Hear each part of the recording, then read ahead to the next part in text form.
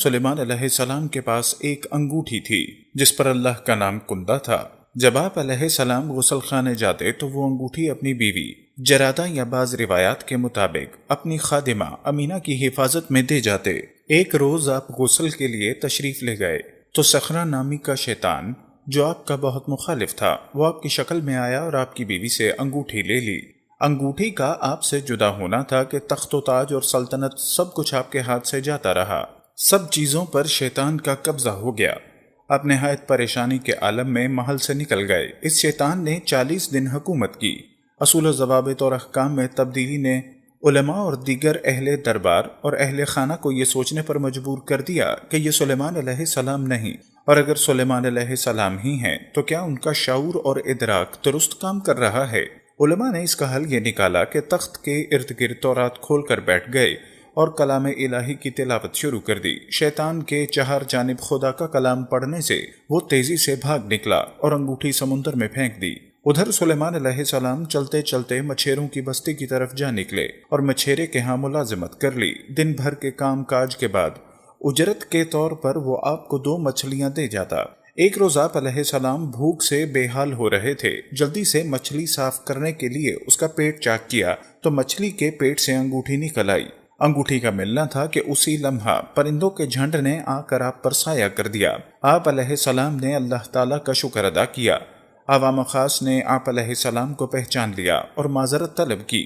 بہرحال آپ نے اسے اللہ تعالیٰ کی طرف سے ایک آزمائش جانا۔ اورنگ سلیمان تخت سلیمان یا کرسی سلیمان کے متعلق تفسیر ابن کثیر میں بیان کیا ہے کہ یہ ہاتھی دانت کا بنا ہوا تھا، قیمتی ہیرے جواہرات، یاقوت، اصل فیروزہ اور زمرد سے سجا ہوا تھا۔ چاروں طرف سونے کی اینٹوں سے حاشیہ بنا ہوا تھا۔ چاروں کونوں پر چاندی کے درخت اور سونے کی ڈالیاں تھیں۔ پتے زمرد کے تھے۔ خوشے موتیوں سے لدے ہوئے تھے جو انگوروں کے خوشوں کے مماثل تھے۔ ہر درخت پر طوطی اور مور موجود تھے۔ بعض مقامات پر سونے کے گدھ کی موجودگی بھی بیان کی گئی۔ تخت سلیمان کی حدود اربعہ کا تعین بھی کچھ آسان نہیں۔ بعض مقامات پر اس کی لمبائی 300 کوس بتائی گئی ہے۔ تخت کی سجاوٹ اور طول و عرض کے سلسلے میں جو مختلف روایتیں بیان کی گئی ہیں ان میں بمالغہ بلکہ غلب سے کام لیا گیا۔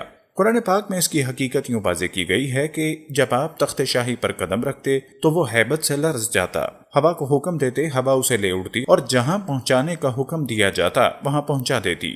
دوران سفر پرندوں کے جھنڈ پورے تخت پر اپنے پروں کا سایہ کیے رکھتے۔ شام سے یمن اور یمن سے شام 1 ماہ کی مسافت پر تھا، لیکن یہ تخت آدھے دن میں لے جاتا۔ ہم نے داؤد کو سلیمان نامی فرزند عطا فرمایا جو بہت خوب بندے تھے اور اللہ کی طرف رجوع کرنے والے تھے۔ جب شام کے وقت ان کے سامنے خاص تیز دوڑنے والے گھوڑے پیش کیے گئے تو کہنے لگے میں نے اپنے پروردگار کی یاد پر ان گھوڑوں کی محبت کو ترجیح دی، یہاں تک کہ سورج پردے میں چھپ گیا تو بولے کہ ان کو واپس لاؤ۔ پھر ان کی ٹانگوں اور گردنوں پر ہاتھ پھیرنے لگے۔ حضرت سلیمان علیہ السلام کے زمانہ بادشاہت میں ان کے سامنے شاہی استبل کے گھوڑے پیش کیے گئے۔ جہاد کی غرض سے پرورش کیے گئے ان گھوڑوں کی بہت دیکھ بھال کی جاتی تھی۔ ایک قول کے مطابق ان کی تعداد 20 تھی، بعض روایات میں ان کی تعداد 1000 ہے۔ ابراہیم تمیمی نے ان کی تعداد 20,000 بتائی ہے۔ حضرت سلیمان علیہ السلام ان گھوڑوں کے قد و قامت اور صحت دیکھ کر خوش ہو رہے تھے اور انہیں دیکھنے میں اس حد تک محو ہوئے نماز، وظیفے یا دعا کا وقت نکل گیا۔ جب انہیں اس بات کا احساس ہوا تو وہ بہت پشیمان ہوئے۔ اسی غم و غصے کی حالت میں دوبارہ گھوڑے منگوائے اور تمام گھوڑے ذبح کر دیے جو اس کوتاہی کا سبب بنے تھے کہ میں ایسی چیز اپنے پاس رکھنا ہی نہیں چاہتا جو مجھے خدا کی یاد بھلا دے۔ چنانچہ ان کی کوچیں کاٹ دی گئیں، ان کی گردنیں مار دی گئیں۔ اللہ کی رضا اور محبت کے لیے بہترین گھوڑے اظہار ندامت میں ذبح کرنے پر اللہ کو ان کی قربانی پسند آئی اور انہوں نے حضرت سلیمان علیہ السلام کو ایک اور ایسے انعام سے نوازا جو صرف انہی سے مخصوص ہے، یعنی ہوا ان کے لیے مسخر کی گئی۔ دوسری روایت جو حضرت حسن بصری سے منسوب ہے وہ یہ ہے کہ گھوڑوں کی دیکھ بھال میں نماز عصر ذہن سے محو ہو گئی۔ جب وقت نکل گیا تب یاد آیا، گھوڑوں کو استبل سے دوبارہ منگوایا اور ان کی گردنوں پر پنڈلیوں پر ہولے ہولے مارنا شروع کیا اور فرمایا کہ آئندہ تم اللہ کی یاد میں مخلّہ ہونا۔ تیسری روایت عبداللہ بن عباس سے ہے جہاں نماز عصر کے قضا ہونے کا کہیں ذکر نہیں ہے، بلکہ یہ کہا گیا ہے جہاد کی تیاری کے لیے گھوڑوں کا معائنہ کیا اور انہیں بہترین حالت میں پایا تو خوش ہو کر فرمایا کہ ان گھوڑوں سے میری محبت ایسی مالی محبت میں شامل ہے جو اللہ ہی کی یاد کا ایک حصہ ہے۔ گھوڑوں کے جانے کے بعد انہیں واپس بلایا تو صرف اس خیال سے کہ وہ جہاد میں شریک ہوں گے تو آلات جہاد سے مانوس کرنے کے لیے یہ آلات اور ہتھیار ان کی گردنوں اور پنڈلیوں پر پھیننے لگے کہ کہیں وقت جہاد نامانوسیت کی بنا پر وہ اس سے خوفزدہ نہ ہو جائیں۔ اس طرح ایک روایت یہ بھی ہے کہ جب حضرت سلیمان علیہ السلام کو اپنی غفلت پر افسوس ہوا، اللہ تعالیٰ کی بارگاہ میں ان کا استغفار قبول ہوا اور اللہ تعالیٰ نے انہیں گھوڑوں سے کہیں زیادہ بہتر اور تیز رفتار سواری ہوا کی عطا فرما دی۔ حضرت سلیمان علیہ السلام کے لیے ہوا کو مسخر کر دیا گیا تھا، جس کی مدد سے وہ جہاں چاہتے بہت جلد بغیر کسی مشکل اور مشقت کے آسانی سے پہنچ جاتے تھے۔ حضرت داؤد علیہ السلام کو یہ معجزہ عطا کیا گیا تھا کہ پہاڑوں اور پرندوں کو ان کے لیے مسخر کر دیا گیا تھا، یعنی جب داؤد علیہ السلام تلاوت فرماتے تو پہاڑ اور پرندے خود بخود ان کی آواز میں آواز ملا کر تلاوت کرنے لگتے، ان کے حکم کے منتظر نہ رہتے، جبکہ ان کے بیٹے حضرت سلیمان علیہ السلام کے لیے اللہ تعالیٰ نے ہوا کو مسخر کیا۔ ہوا ان کے تابع کی۔ جب حضرت سلیمان علیہ السلام کو کہیں جانا ہوتا، ہوا کو حکم دیا جاتا، وہ وہاں پہنچا دیتی۔ جب آپ علیہ السلام اترنا چاہتے وہاں اتار دیتی۔ جب آپ علیہ السلام واپسی کا حکم دیتے، آپ علیہ السلام کو مطلوبہ جگہ پہنچا دیتی۔ اور رنگ سلیمان یعنی تخت سلیمان بھی اللہ تعالیٰ کی طرف سے حضرت سلیمان علیہ السلام کے لیے ایک بڑا انعام تھا۔ حضرت سلیمان علیہ السلام کا حکم ملتے ہی ہوا اس عظیم و شان تخت کو لے اڑتی اور جہاں پہنچانے کا حکم ہوتا وہاں جا کر اتار دیتی۔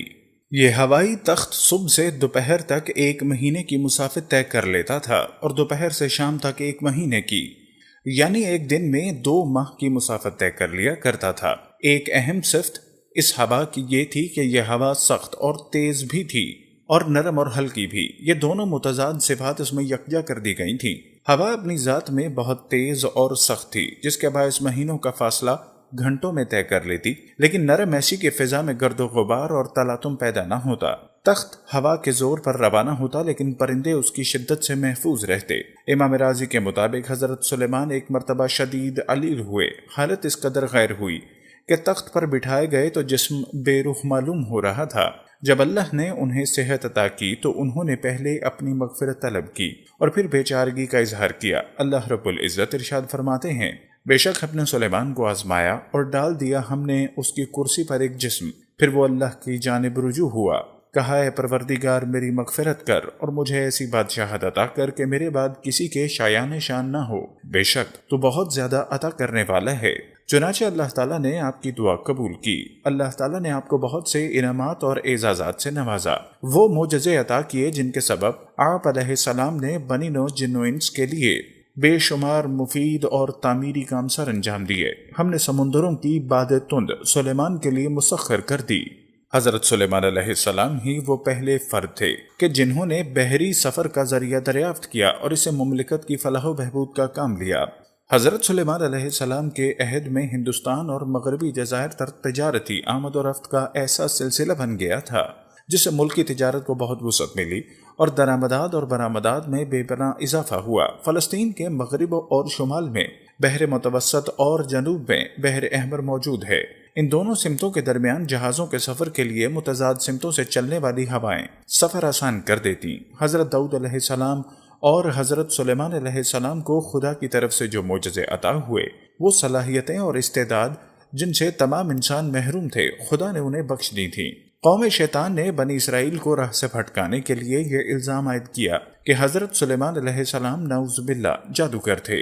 سحر اور ٹونے کے زور پر وہ اتنا عرصہ حکومت کرتے رہے۔ شیطان نے جنوں اور انسانوں کو طرح طرح کے بہکاوے دیے۔